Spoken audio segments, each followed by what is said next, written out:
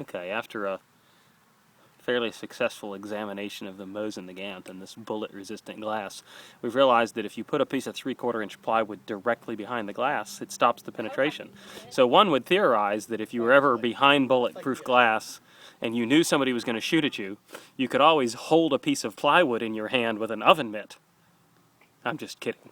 Anyway, on with the testing. We're going to shoot at the two blue stripes, with a 450 grain Oregon Trail hard cast 4570 government bullet, chronographed at a little north of 2100 feet per second.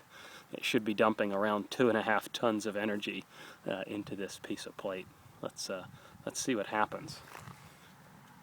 Whenever you're ready, Laura. Is there a safety? No, just cock the hammer and squeeze the trigger. You have to cock the hammer first. Squeeze, squeeze, squeeze.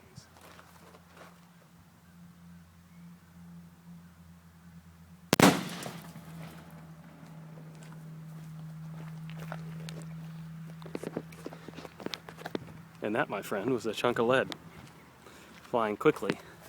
Hit a piece of... Oh, look at that.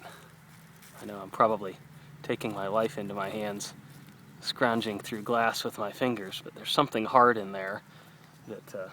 You got a pocket knife on you, Chris? Of course, you're wearing pants. We know you have a knife. We'll just make it come from my hand as though I had a knife today. Is that a chunk of lead? No, I don't believe it is. I think that sucker made it through and kissed the plywood. But again, there's the gas check. Oh, the other gas check's laying in the driveway from the last shot. I just saw it a minute ago. Where is it at? So we're looking in the driveway about 3 or 4 yards from the piece of glass, and we're finding that there's a gas check from one of the previous shots as well. I just saw it a minute ago. Where'd it go? So this stuff has an incredible ability to reflect things back. And if you're the shooter and you're squared up on this crap pretty well, what you'll find is it sends a lot of what you send to it right back at you. But it doesn't appear to have captured that slug. It does indeed appear that that sucker went through as well, because there is a hole in that epicenter. I don't know. Here, you hold the camera for a second. Look, somebody made us a snow cone.